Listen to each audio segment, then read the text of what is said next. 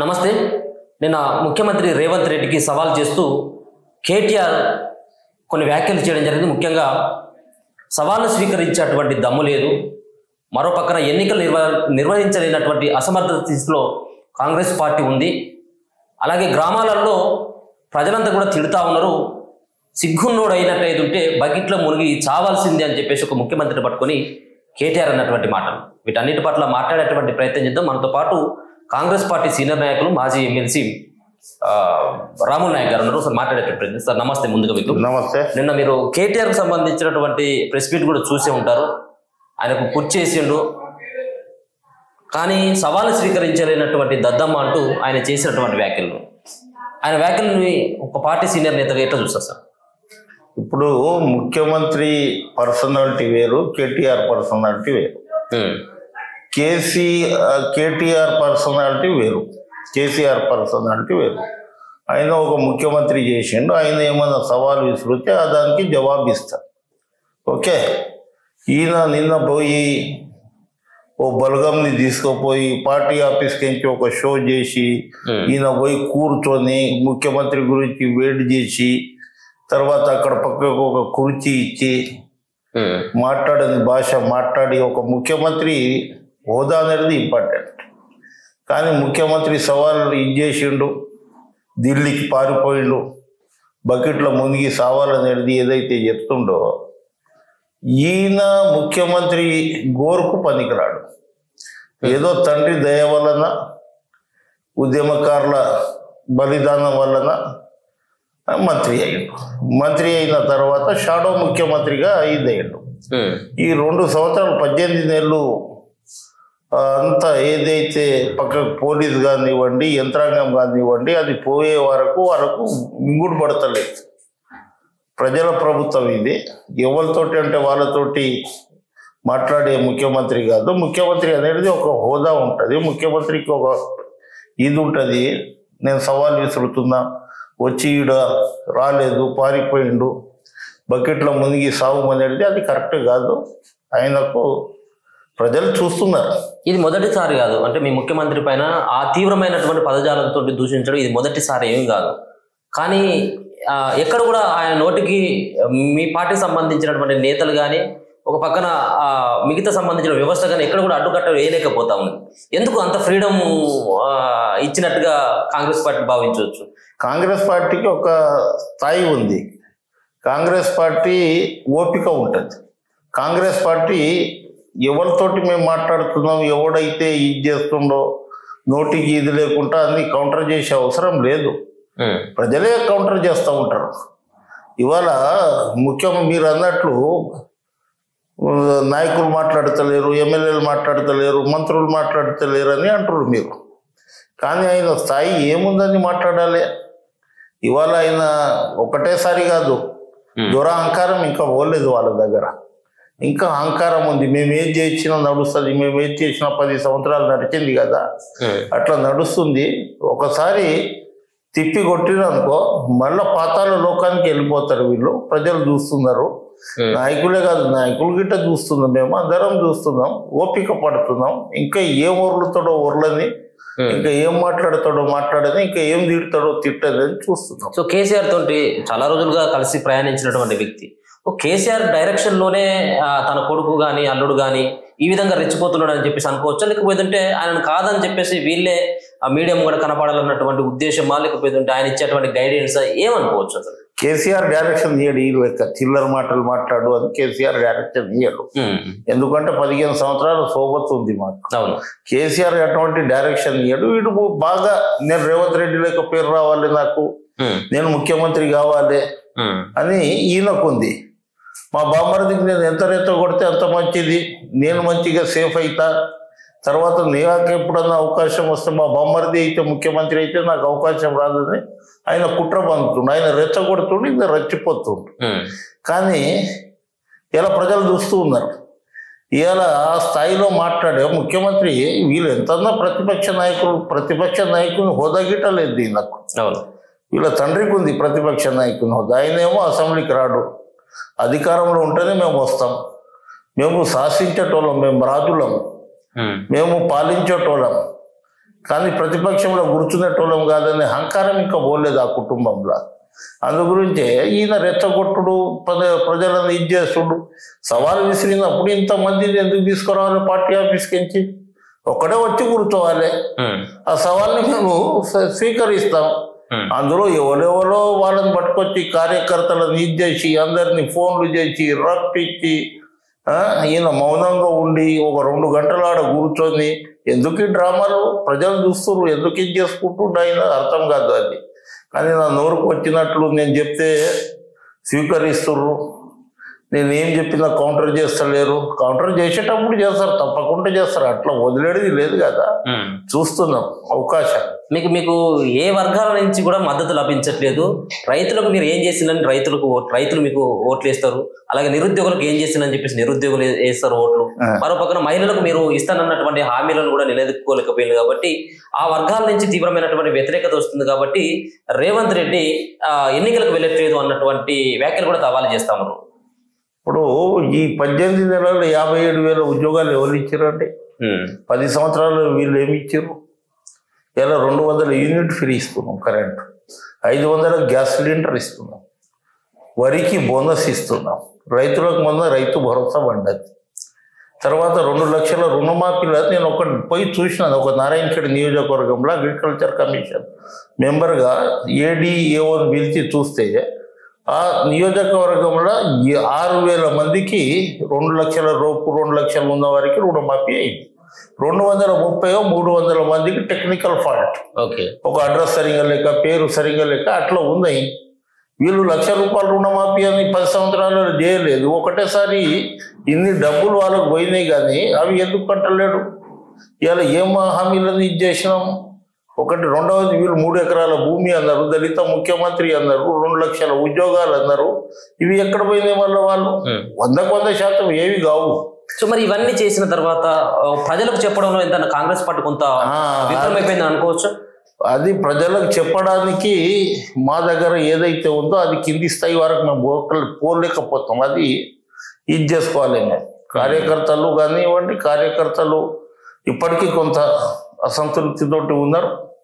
ఎందుకంటే 10 సంవత్సరాలు ఏ విధంగా ఉన్నారో అట్లనే ఈ విధంగా ఇప్పుడు గిట్ట ప్రభుత్వం వచ్చింది, మా మీద కేసులు కానీ అటువంటి. మొన్న పొలిటికల్ అఫైర్స్ కమిటీ దగ్గర AICC అధ్యక్షుల వారితోటి గిట్ట మాట్లాడడం జరిగింది. ఆ కేసుల విషయంలో కార్యకర్తలను అన్ని పోస్టులు ఇచ్చి వాళ్ళని సంతోషంగా ఇది చేసినప్పుడు కింది స్థాయి వరకు పోతుంది. మా ఎమ్మెల్యేలు వాళ్ళు ఏదైతే ఉన్నారో వాళ్ళు కింది స్థాయి వరకు పోవాలి. ఇప్పుడు వాళ్ళు చేస్తారు ఇంత పని, ఇంత పెద్ద ప్రచారం చేస్తారు. ఇప్పుడు 6,000 మందికి వచ్చింది అనుకో, రైతు పండుగ లేకుంటే రుణమాఫీ పండుగ అని ఇంత భోజనాలు పెట్టి అక్కడ ఒక మండలికి పోతే 3-4 లక్షల రూపాయలు పోతాయి. అది చర్చకు వస్తుంది. ఇక్కడ ఏముందంటే అది చేయలేకపోతున్నాం. మేము పనులు చేస్తుండు ముఖ్యమంత్రి. నిజంగా ఎమ్మెల్యేల విషయంలో మీ అధిష్టానం కూడా కొంత గురుగా ఉన్నట్టు. ఎందుకంటే వాళ్ళు గ్రౌండ్ లెవెల్ ఎక్కి గెలిచిన తర్వాత కేవలం హైదరాబాద్ నగరానికి పరిమితం అయిపోయిన కొంతమంది ఆయా సంబంధించిన జిల్లా కేంద్రంలో ఉంటా ఉన్నారు. సో ప్రజల దగ్గరికి వెళ్ళట్లేదు, కార్యకర్తలను కూడా పట్టించుకోవట్లేదు అన్నటువంటి విమర్శలు బలంగా వినపడతాయి. మీ కాంగ్రెస్ పార్టీ నేతలు చేస్తా ఉన్నారు, కార్యకర్తలు చేస్తా ఉన్నారు. కరెక్ట్. అది ఇప్పుడు ఏముందంటే 10 సంవత్సరాలు ఈ దొరల పాలన వద్దురా బాబు అని రేవంత్ రెడ్డి వచ్చిన తర్వాత కొంత ఉత్సాహం వచ్చింది. ఏది మన కాంగ్రెస్ పార్టీ కార్యకర్తలకు ఎట్లన్నా ప్రభుత్వం వస్తుంది, ప్రభుత్వం వస్తుంది అన్నప్పుడు కొంత ఆశ ఉంటది కదా. 10 సంవత్సరాలు దండం వచ్చినాము, ఎన్నైక కేసులలో ఇది చేసినాము. ఇప్పుడు మా ఏంటంటే 55 మంది కొత్త ఎమ్మెల్యేలు అయ్యారు. వ్యాపారం చేసేటోళ్ళు అటు ఇటు వచ్చే వరకు కింది స్థాయి నాటుంటోళ్ళు ఉంటే ఎట్లా ఇది చేసుకోవాలి, కార్యకర్తలను ఎట్లా కాపాడుకోవాలి.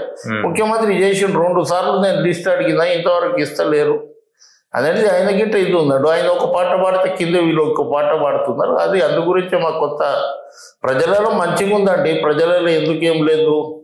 ఇలా 57,000 ఉద్యోగాలు ఇచ్చినాం, 2 లక్షల రుణమాఫీ దగ్గర అయింది. తర్వాత వరి వేస్తే ఉరి వేసుకుంటామన్నారు. వాళ్ళ ముఖ్యమంత్రి చెప్పిండు కదా. ఆ రోజు రైతులు ఎవరు యాదకి రాలే. వీళ్ళకి 10 సంవత్సరాల్లో ఎంతమంది రైతులు ఆత్మహత్య చేసుకున్నారు.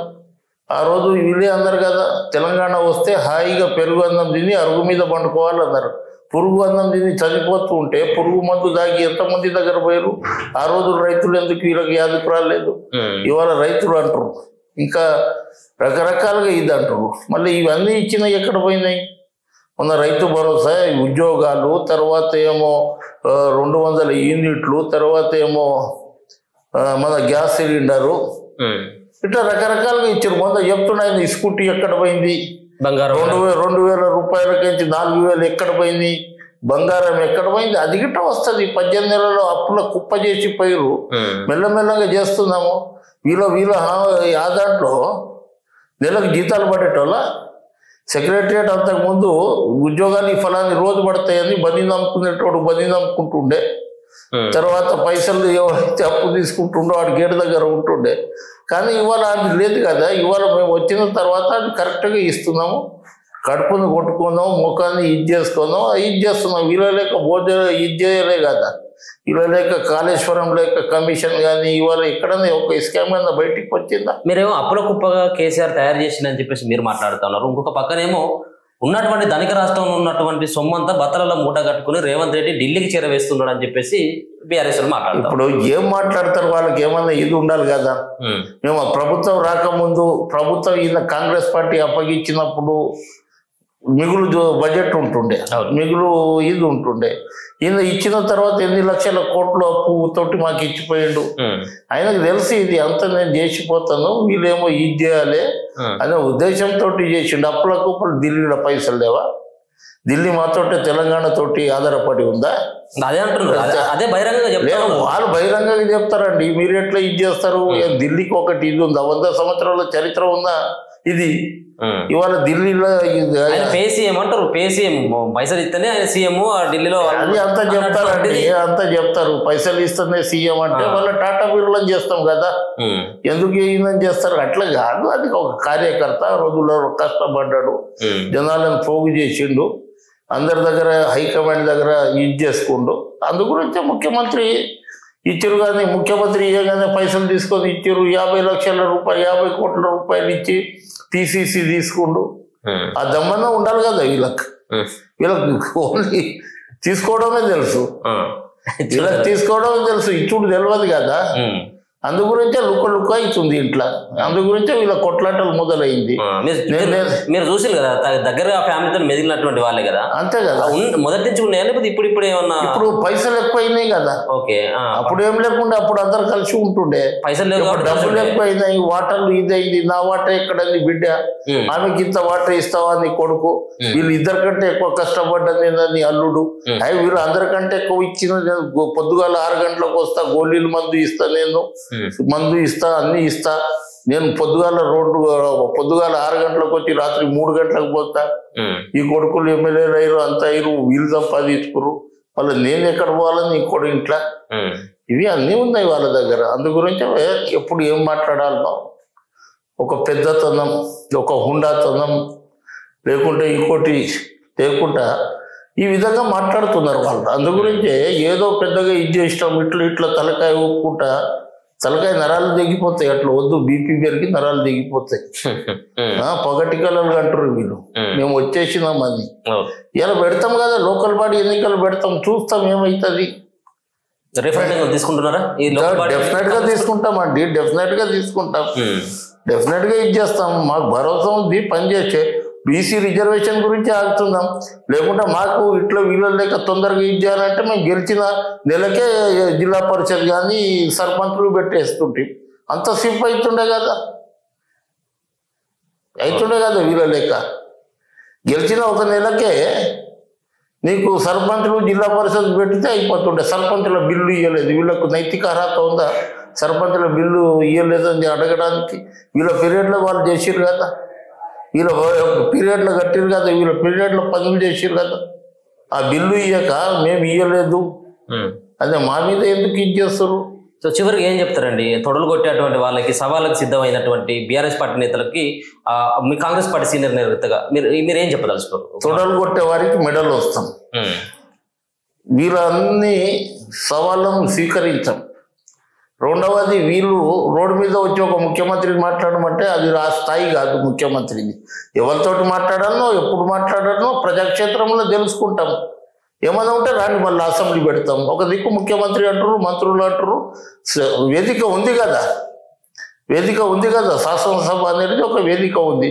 మీరు ఏ టైంకి పిలిచినా మేము మాట్లాడడానికి సిద్ధము, మీరు ఏ టైంకి వస్తారో మేము అసెంబ్లీ సమావేశం పెడతామంటారు. ఎందుకు ఇది చెప్తలేరు? మళ్ళా ఎందుకు ఈ ఫలాన్ని రోజు పెట్టండి అని ఎందుకు చెప్తలేరు? అక్కడ చూసుకుందాం. అందుగురించే అహంకారం పనికిరాదు.